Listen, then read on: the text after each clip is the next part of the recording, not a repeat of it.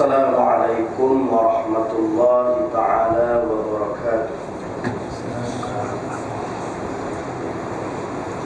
Alhamdulillahi rabbil alamin. Wassalatu wassalamu ala ashrafil anbiya'i wal mursalin wa ala alihi wa ashabihi والتابعين لهم بإحسان إلى يوم الدين أما بعد. Saudara muslimin dan muslimat yang saya hormati sekalian,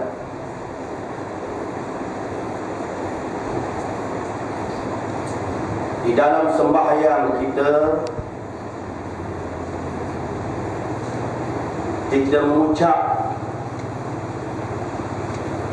di hadapan Allah Subhanahu wa ta'ala, inna salati wa nusuki wa mahyaya wa mamati lillahi rabbil alamin. Sesungguhnya sembahyang aku, ibadat aku, hidup aku, dan mati aku milik Allah, Tuhan sekalian alam. Kita mengaku di hadapan Allah bahawa sembahyang yang kita lakukan ini mesti mengikuti kehendak Allah dan kepada Allah. Ibadat-ibadat yang kita lakukan mesti bertepatan dengan kehendak Allah dan kepada Allah.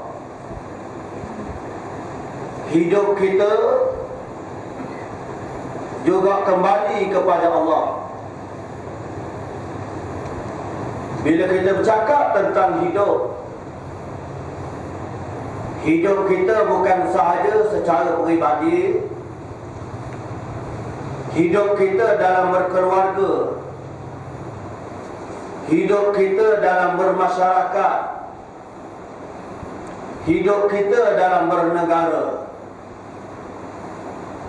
Hidup kita bukan sahaja berkait dengan sembahyang, puasa, zakat, haji, tapi kehidupan kita merangkumi banyak aspek.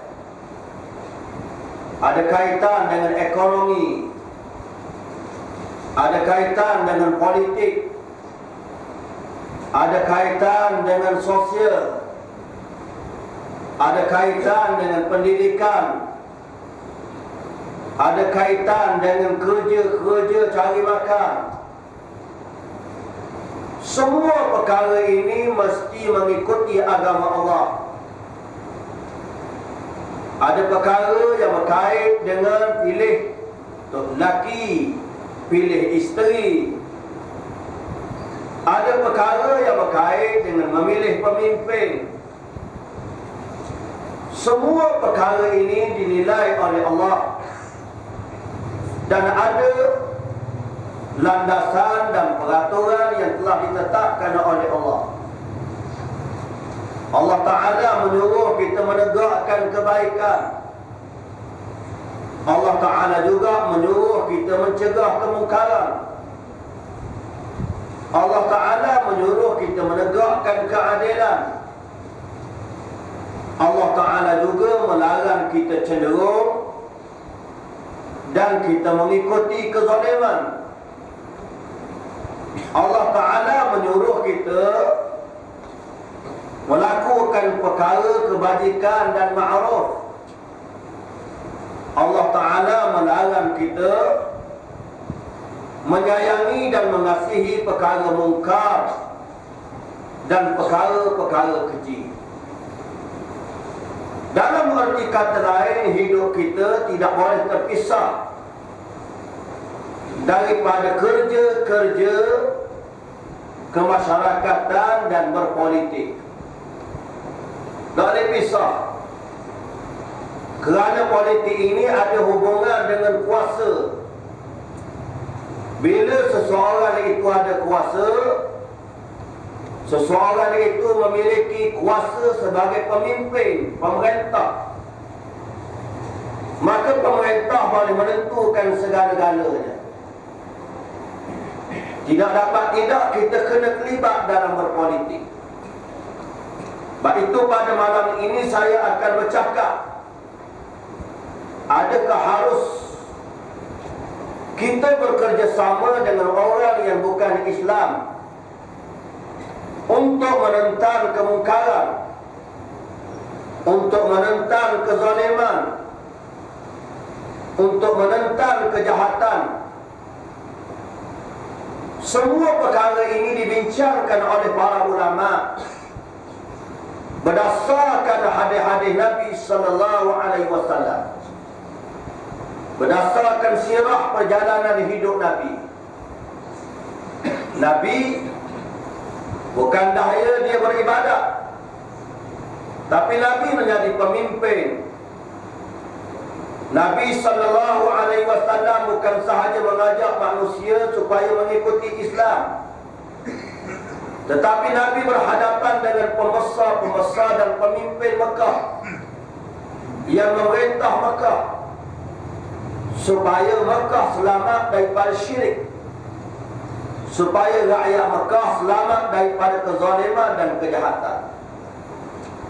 Maka dalam kerja-kerja Nabi sallallahu alaihi wasallam untuk menegakkan agama, untuk menegakkan kerajaan Islam, untuk menegakkan kuasa Islam, untuk menegakkan keadilan Islam, untuk menegakkan kebaikan Islam, Nabi ditentang, Nabi dihalang, Nabi disekat oleh pembesar-pembesar Mekah.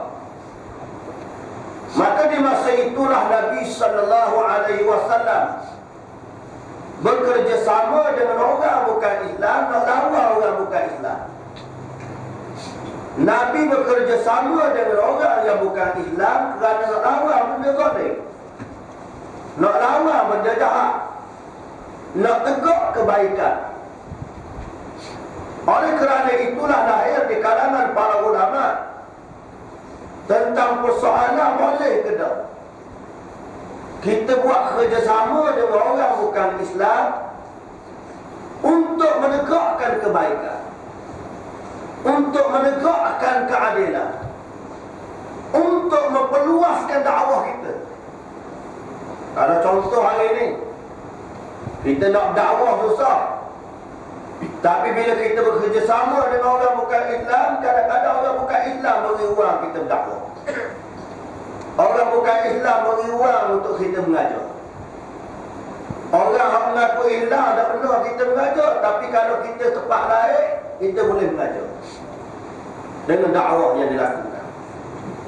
Maka timbullah di kalangan para ulama pandangan, boleh ke tak kita saing, kita berkawan dengan orang bukan Islam, tujuan kita nak tegak Islam, nak lawan benda zalim ni, kita kawan dengan orang bukan Islam, boleh ke tak? Pendapat yang pertama kata haram. Ada di kalangan para ulama kata tak boleh. Haram saing dengan orang bukan Islam, haram bekerjasama dengan orang bukan Islam, kerana orang Islam sudah memiliki kekuatannya. Ini pendapat yang pertama. Ada pun pendapat yang kedua menyatakan harus, yakni dibenarkan dan dibolehkan kita bekerjasama dengan orang bukan Islam. Pandangan inilah yang menjadi pandangan Dr. Su'al Qaradawi, pandangan Dr. Mustafa Pohan, Syekh Muhammad Ahmad Rashid, Dr. Munir Qatban, Dr. Salah Sawi. Jadi ada dua pendapat. Pendapat yang pertama